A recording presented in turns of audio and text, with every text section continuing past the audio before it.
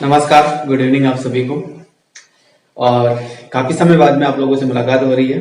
आज मैंने सोचा कि आप लोगों से बात की जाए। पहले सोच रहा था कि शायद आप लोगों से लाइव बात की जाए, और फिर उसके बाद मैं माइंड में आया कि नहीं, आप लोगों से रिकॉर्डेड वीडियो के माध्यम से एक बार बात की जाए तो बेहतरीन होगा, क्योंकि लाइव आप लोग अभी उपस्थित नहीं हो पाएंगे पूरे। तो आप लोगों से बात करना जायज था, और काफी समय से मैं बात नहीं कर पा रहा था, और काफी समय से आप लोगों से मुलाकात भी नहीं हुई। हालांकि आप में से जितने भी मेरे शुभ चिंतक थे उन सबको पता है कि मैं कहाँ था और ये क्या कर रहा था। मैं एक बहुत ही बेहतरीन रणनीति के साथ में आप लोगों के लिए वापस आया हूँ, और मैं लगातार 6-7 महीने से आप लोगों के लिए बहुत मेहनत कर रहा था। वो आप ही लोगों के लिए कर रहा था, क्योंकि अब मुझे जानना था, मुझे समझना था कि कुछ ऐसी कमजोरियां हैं और कुछ ऐसी चीजें हैं जिनको विद्यार्थी हमेशा से इग्नोर करते आते हैं, और शिक्षक भी कई बार इस चीजों को इग्नोर करते हैं। तो मैं उन बारीकियों को समझने की कोशिश कर रहा था, उन चीजों को समझना और आप लोगों तक पहुंचाना मेरा कर्तव्य था। तो उसी चीजों को लेकर मैं काफी समय से बिजी था, और बिजी इतना था कि मैं आप लोगों को कभी समय नहीं दे पाया। उसके लिए सबसे पहले तो आप लोगों से क्षमा प्रार्थी हूँ, और फिर अब आप लोगों के सामने अब आप ही के मैदान में अब आ चुका हूँ। तो सबसे पहले आप सभी का वेलकम है मंदरा IAS एकेडमी के इस वृहद प्लेटफॉर्म पर, यानी कि आप ही के परिवार में आप ही का स्वागत मैं करता हूँ। वैसे मैं होता कौन हूँ स्वागत करने वाला, क्योंकि आप ही लोग है इस परिवार के सदस्य, और आप लोगों को करना चाहिए था वेलकम मेरा, लेकिन मैं कर रहा हूँ आप लोगों को, कोई बात नहीं है। चलिए आज हम मुद्दे की बात कर लेते हैं। और काफी समय से आप लोगों से मुलाकात नहीं हुई, तो आप लोगों में से काफी लोग पहचानने में भी थोड़ी तकलीफ कर रहे होंगे कि ये है कौन आखिरकार, है ना। ऐसा तो नहीं लग रहा किसी को, शायद ऐसा ही लग रहा होगा, मुझे ऐसा लगता है, क्योंकि अभी सर्दी है और राजस्थान में सर्दी इतनी बेहतरीन है और इतनी अच्छी सर्दी पड़ रही है कि जिसकी कुछ आप कल्पना भी नहीं कर सकते हो। इसलिए बिल्कुल सर्दी वाले कपड़े हैं और बिल्कुल सिंपल तरीके से मैं उठ आया हूँ, ये मान के चलिए आप। और सीधे आप लोगों से बात करना मुझे उचित लगा, इसलिए मैं आप लोगों से बात कर रहा हूँ। चलिएगा। वैसे तो मेरा कोई मकसद नहीं था कि मैं जनवरी में आप लोगों के साथ में जुड़ूं। वैसे मेरा मकसद था कि मैं फरवरी के लास्ट में या फरवरी की शुरुआत में मैं आप लोगों से मुलाकात करूं। लेकिन मेरे कुछ साथी गण थे जिनका निवेदन बार बार आ रहा था कि सर एक बार आप आइए और वापस हमारी रणनीति पर काम करिए। हम लोग काफी डिस्टर्ब हो चुके हैं, अलग अलग रास्तों पर जा चुके हैं, तो वापस हमें आप लोग एक मार्गदर्शन दीजिएगा। तो सबसे बेहतरीन बात यह है कि आप लोगों के लिए मैं कोर्सेज हर वक्त आप लोगों के लिए उपलब्ध रहते हैं। आप किसी भी कोचिंग संस्थान से ज्वाइन कर सकते हैं, कहीं भी आप पढ़ सकते हैं, वो एक अलग बात है। आज हम मेन बात करने वाले हैं जिन चीजों पर और जिन पॉइंटों को मैंने समझने की कोशिश की है। मैंने सबसे ज्यादा मेहनत और सबसे ज्यादा प्रैक्टिस जो है मेंस एग्जाम के लिए की है। मेंस एग्जाम को आप लोगों को समझाने का औचित्य यही है कि यूपीएससी मेंस एग्जाम जो अपना होता है उसमें किस प्रकार से कितने सब्जेक्ट्स होते हैं और सिलेबस क्या है, वो सब चीजें आप लोग जानते हैं। उन चीजों पर ज्यादा डिस्कस करने की जरूरत नहीं है। बस मैं अब आने वाले समय की रणनीति पर थोड़े से आप लोगों के सामने विचार देता हूँ। वैसे मुझे डिजिटल के माध्यम से आना चाहिए था आप लोगों के बीच में, लेकिन डिजिटल के माध्यम से मैं नहीं आया। उसका कारण था क्योंकि आप लोगों के लिए इतना मटेरियल तैयार नहीं था। पीछे बैकग्राउंड देना, बहुत सारी चीजें होती है, एडिटिंग वगैरह वगैरह सारी चीजें होती है। वैसे तो उन चीजों पर बात करें तो काफी कम है, मतलब ये मान के चलिए।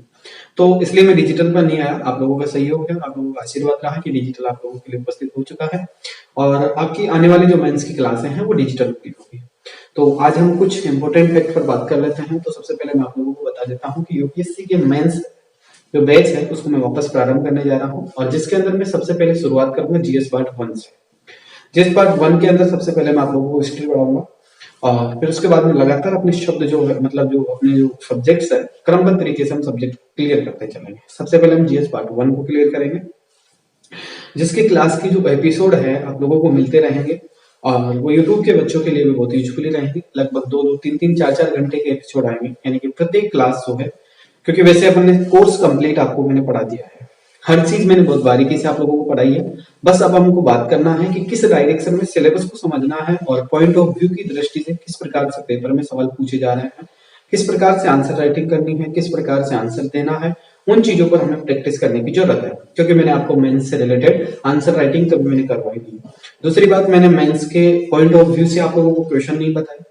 मैंने वाक्य में आप लोगों को जो नोट्स तैयार करवाए हैं वो आपके बेहतरीन नोट्स है। आपको उसके अलावा कोई भी चीज खरीदने की जरूरत ही नहीं पड़ेगी मेरे हिसाब से। बाकी फिर भी आपको कोई चीज लगती है, और आप में से काफी सारे विद्यार्थियों की डिमांड हो रहे हैं कि सर आप हमें बुकलेट बताइए, और बुक लिस्ट आप लोग मुझे जरूर बता दीजिए सर, आप कौन सी बुक लिस्ट नोट्स बनाते हैं, कौन सी बुक लिस्ट पढ़नी चाहिए। तो देखिएगा साथियों, वो चीजें मैं बताना उचित इसलिए नहीं समझ रहा हूँ क्योंकि आप लोगों को पता है कि इंडिया के जो जितने भी बेस्ट टीचर्स हैं वो सारे टीचर्स जो है आज तक बुक लिस्ट ही बताए आप लोगों को। तो मेरा काम नहीं है बुक लिस्ट बताना, बुक लिस्ट ऑलरेडी आप लोगों को उपलब्ध है। गूगल पर आप सर्च करेंगे, यूट्यूब पर आप जाएंगे तो आपको लाखों वीडियो मिल जाएंगे, उन चीजों पर बहुत सारे वीडियो मिल जाएंगे। आप कल्पना भी नहीं कर सकते उतनी चीजें मिल जाएगी। यहाँ तक वन लाइनर जो किताबें हैं उनका तक भी वीडियो आप लोगों को उपलब्ध हो जाएगा। ठीक है, तो ये चीजों पर आप बार बार वेस्ट करते हैं और इन चीजों को लेकर आप काफी फंसे हुए हैं। तो इन चीजों पर वैसे मुझे बात करनी चाहिए क्योंकि मुझे लग रहा है आप, क्योंकि मैंने फेसबुक पेज के ऊपर आपका जो कमेंट था और आपके फेसबुक पेज मैंने कमेंट बॉक्स जैसे खोला और मैसेंजर काफी समय से मैंने बंद कर रखा था, तो मैंने उसको खोला तो उसके बाद मुझे काफी सारे वीडियोज के अंदर जो है और काफी सारे फोटोज के नीचे जो है मुझे इस प्रकार के कमेंट मिले कि सर बुक लिस्ट आप एक बार बताइए, बुक लिस्ट आप एक बार दे दीजिएगा। ठीक है, कोई दिक्कत नहीं है। अगर आप लोगों को इतनी तकलीफ हो रही है तो बुक लिस्ट भी मैं आपको एक एक बुक दोबारा मैं आपको रिव्यू करवा दूंगा, एक एक किताब मैं आपको बता दूंगा। ठीक है, यहाँ तक कोई दिक्कत नहीं होनी चाहिए आप लोगों को। और वैसे दिक्कत भी आएगी आप लोग तो आप मुझे बता सकते हैं, क्योंकि मैं आपके लिए अब वापस 24 घंटे उपलब्ध रहूंगा और 7 डेज उपलब्ध रहूंगा। क्योंकि मेरा एक ही वसूल है कि मैं जब मेरे विद्यार्थियों के साथ जुड़ता हूँ, मेरे परिवार के लोगों के साथ रहता हूँ, तो मैं 24 घंटे के लिए उनके साथ रहता हूँ, उनके लिए 24 घंटे के लिए उपलब्ध रहता हूँ, अन्यथा मैं नहीं रहता। अभी मैं 6-7 महीने से मैं लगभग छुट्टियों पे था, और छुट्टियों पे नहीं था बल्कि मैं रिसर्च कर रहा था किसी सब्जेक्ट को लेके। तो उन सारे सब्जेक्ट्स पे मैंने बहुत अच्छे से रिसर्च की है मेंस एग्जाम पे। तो अब आप लोगों को उसमें कोई भी तकलीफ मेरी तरफ से नहीं होगी और शायद ही कोई पॉइंट ऐसा बचेगा जिस पर आप समझ नहीं पाओगे। सबसे पहले हम बात कर लेते हैं कि अब GS part 1, GS part 2, GS part 3, GS part 4 पर हम किस प्रकार से काम करने वाले हैं। तो मैं उस पर इस प्रकार से काम करने वाला हूँ कि जितने भी सब्जेक्ट आपको पढ़ा दिए गए हैं, ऑलरेडी जितने सब्जेक्ट आपके कंप्लीट हो चुके हैं, उन सब्जेक्ट को तो मैं आप लोगों को जो मास्टर क्लास और मास्टर एपिसोड के थ्रू जो है आप लोगों को कंप्लीट करवाऊंगा।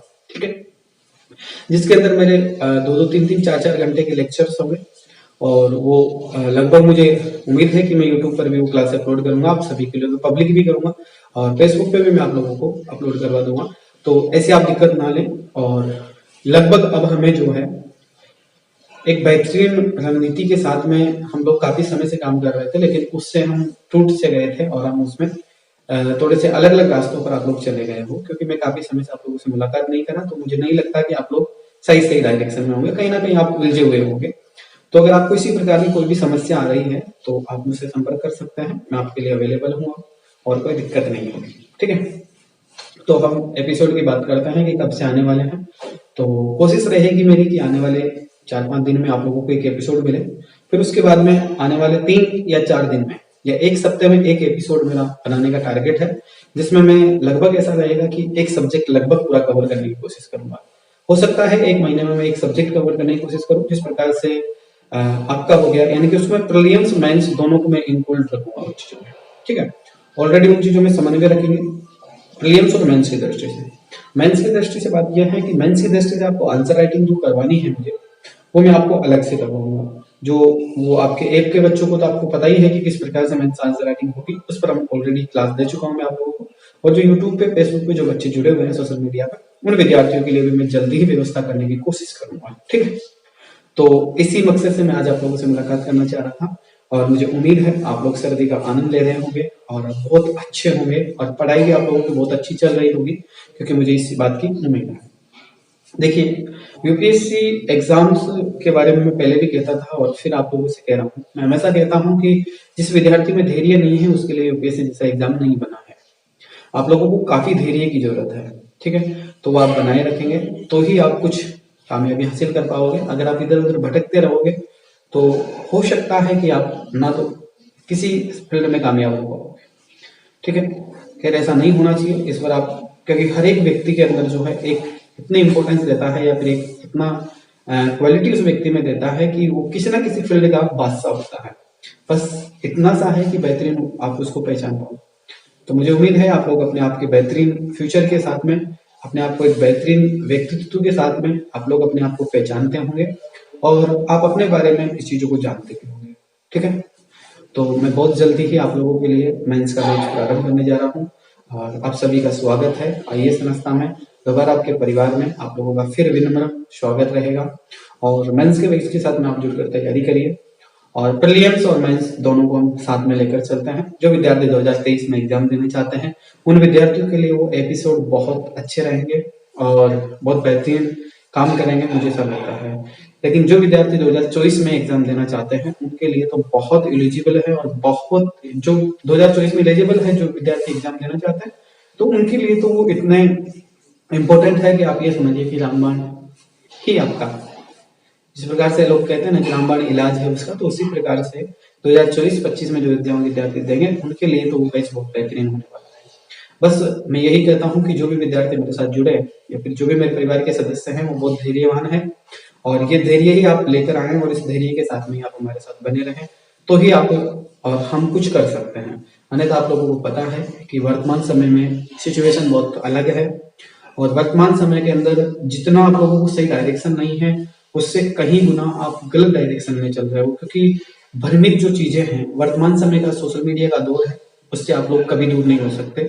चाहे आप खाना खाना भूल सकते हैं लेकिन सोशल मीडिया को आप नहीं छोड़ सकते, क्योंकि वर्तमान समय की सबसे बड़ी दुख भरी और सबसे बड़ी विडंबना की बात यही है कि सोशल मीडिया का जितना सही इस्तेमाल नहीं करते बच्चे उतना गलत इस्तेमाल कर रहे हैं और गलत डायरेक्शन में बच्चे चले जा रहे हैं।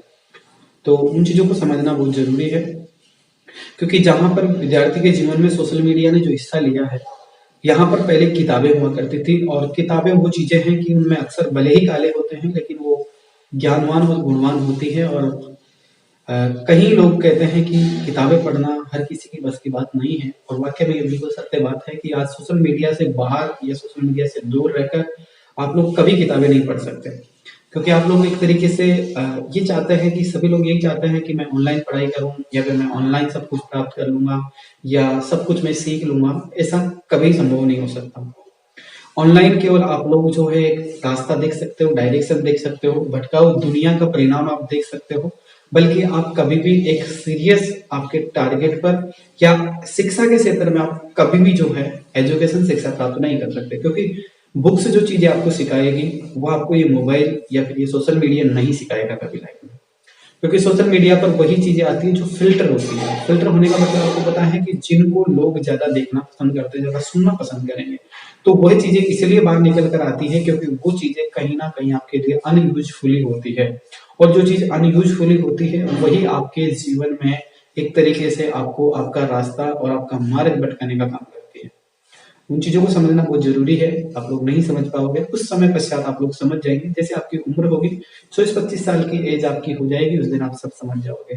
ठीक है, तो अभी उम्र भी ऐसी है, आपको ऐसा ही लगता होगा कि मैं यूपीएससी यूट्यूब से क्लियर कर लूंगा, मैं सेल्फ स्टडी से कंप्लीट कर लूंगा, मैं गूगल से कंप्लीट कर दूंगा, मैं उसके नोट्स खरीद के पढ़ लूंगा, मैं उसके बुक्स पढ़ के कर लूंगा। तो ऐसा शायद असंभव लगता है मुझे, क्योंकि हो सकता है फिर भी अगर आप में क्वालिटी हो तो आप कर सकते हैं, लेकिन क्वालिटी होने के साथ साथ में आपके लिए सबसे बहुत बेहतरीन बात तो ये होती है और सबसे इम्पोर्टेंट बात यह है कि चाहे आपके फैमिली में ही क्यों ना हो, चाहे आपके फैमिली में हो, आपके परिवार में हो, मित्रों में हो, या आप किसी कोचिंग संस्थान से जुड़े हुए हो, या फिर आप स्कूल टीचर से, किसी ना किसी एक मार्गदर्शक की जरूरत आपको जरूर पड़ती है।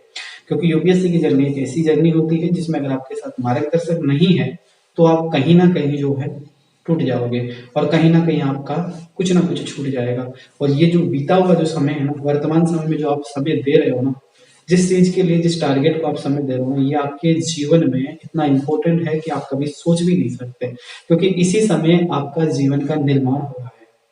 आने वाला जो समय है, अभी आप जो 18 साल से 25 साल की उम्र में जो आप सीखते हो, जो आप कर रहे हो ना, यही समय है कि आप कुछ कर लो। यही समय आपको जिंदगी जीना सिखाएगा और यही समय आपकी जिंदगी बर्बाद करना सिखाएगा। इस समय में कई बच्चे जिंदगी बना लेते हैं और कई बच्चे जिंदगी बर्बाद कर देते हैं। तो ये 18 साल से 25 साल की उम्र है, इसको आप गहनता से समझने की कोशिश करें, धैर्य के साथ में समझने की कोशिश करें, अन्यथा आप लोग बहुत दूर हो जाओगे इन सब चीजों से। याद रखना इस बात को, क्योंकि आप लोग इस चीज को नहीं समझ पाओगे अभी। लेकिन ये एज जो होती है, इसमें आप अपना भविष्य का निर्माण करते हो, चाहे आप एजुकेशन फील्ड में करो, चाहे आप बिजनेस करो, या फिर आप कोई भी प्रोफेशन करना चाहें। आपका प्रोफेशन और आपका आने वाला समय कैसा बीतेगा वो चीज आपके 18 साल से 25 साल की उम्र ही निर्धारित करती है। या तो आप इस समय पढ़ाई करें, और पढ़ाई करें तो आपको एक बिल्कुल टारगेट होना चाहिए, टारगेट में एक बिल्कुल मार्गदर्शक होना चाहिए, और मार्गदर्शक के साथ में आप उस टारगेट पर ही कार्य करें। या फिर आप बिजनेस करें, इसी उम्र में आप बिजनेस करें। अब कुछ लोग कहेंगे सर पढ़ने की उम्र में आप बिजनेस करने की सलाह दे रहे हैं, बिल्कुल सही सलाह है ये, क्योंकि अगर आप बिजनेस करेंगे तो आप अभी से इतनी जड़ें मजबूत कर लोगे कि आने वाले जो विद्यार्थी या फिर जो लोग 40 साल की उम्र में, 30 साल की उम्र में जाकर बिजनेस करने की सोचते हैं, 50 साल की उम्र में जाकर बिजनेस करने की सोचते हैं, तो वो बच्चा 20 साल की उम्र में अगर बिजनेस करेगा तो वो उनसे भी टॉप लेवल पर होगा। मिडिल क्लास से बिलोंग करने वाले विद्यार्थी भी करोड़पति बन सकते हैं, अरबपति बन सकते हैं, बिजनेसमैन बन सकते हैं। और गवर्नमेंट जॉब की बात करें तो गवर्नमेंट जॉब प्राप्त करना भी इसी उम्र का खेल होता है, और इसी उम्र में आप गवर्नमेंट जॉब भी प्राप्त करते हो। जो भी आपके अचीवमेंट होते हैं, जो भी आपके लक्ष्य होते हैं, इस उम्र को वैसे सपनों की उम्र कहा जाता है कि इस उम्र में बहुत सारे सपने आते हैं। और ये जो सपने आते हैं ना, इन सपनों में से आप एक ही चीज को समझने की कोशिश करो कि आपको ईश्वर ने जिस चीज में आपको बादशाह स्टार बनाकर भेजा है, उसी चीज को आप पहचानने की कोशिश करें। ऐसे नहीं है कि आपका माइंड कभी पढ़ाई में जा रहा है, कभी बिजनेस में जा रहा है, कभी अलग डायरेक्शन में जा रहा है, तो वो सब चीजें आपको भटकाऊ है। आपको सपने आना लाजमी है, क्योंकि ये उम्र ही ऐसी होती है जिसमें आपको बहुत सारे सपने आएंगे, और उन सपनों पर आपको काम भी करना चाहिए। तो आप कोई भी एक सपना लें और उसको पूरा करने की पूरी पूरी कोशिश करें, तो ही आप लोगों के लिए बेहतरीन हो सकता है, और आप अपना भविष्य का निर्माण करेंगे। ठीक है, तो अब मैं ज्यादा नहीं कहूंगा आप लोगों को, क्योंकि मैं हमेशा ही इन चीजों पर बहुत बातें करता हूँ और बहुत एक्टिव रहता हूँ, और मेरे साथियों को सभी को पता है, और जो मेरे परिवार के सदस्य हैं उनको सबको पता है कि मैं आप लोगों के साथ में किस प्रकार से मार्गदर्शन करता हूँ और किस प्रकार से आप लोगों को साथ में लेकर चलता हूँ। तो अब आप लोगों से मैं विदा लूंगा, और काफी समय से आप लोगों से मुलाकात नहीं हुई थी। आज आप लोगों से बात करके मन बहुत अच्छा फील कर रहा है, और मैं जल्दी ही बहुत जल्दी एपिसोड लाने वाला हूँ। और वैसे आपका शायद 1 जो करंट अफेयर्स का लाइव सेशन है, वो मैं शाम को 8 बजे वाली क्लास जो है वो शायद रखने वाला हूँ, जो सुबह या शाम दोनों में से मैं आपको टाइम डिसाइड कर दूंगा। पहले वाले टाइम पे ही वो क्लासें आपकी आने वाली है, शायद बहुत जल्दी मैं वो क्लासें आपके प्रारंभ करने वाला हूँ। ठीक है, तो आप लोग हमेशा बने रहिएगा, और आप लोगों का सहयोग और साथ हमेशा देते रहिए। और जो भी आप टारगेट सोचें, जो भी आप लक्ष्य सोचें, जो भी आपका जीवन का लक्ष्य हो, उसको आप जल्दी चूज करें और अपने आप को पहचानने की कोशिश करें। बस उसमें ही बेहतरीन भलाई होगी। और इसी के साथ में मैं आप लोगों से विदा लूंगा। तब तक के लिए आप मुझे अनुमति दीजिए। जय हिंद, जय भारत। और सर्दी में थोड़ा बच के रहिए, अपने आप को सुरक्षित रखने की कोशिश करिए, क्योंकि सर्दी एक ऐसी चीज है कि आपको अगर एक बार लग जाएगी तो लगभग 10-15 दिन आपके खराब कर देंगे। और ये सर्दी ऐसी है जिसमें आपको पढ़ाई करने का भी आनंद बहुत अच्छा फील होगा, और आप पढ़ाई करें।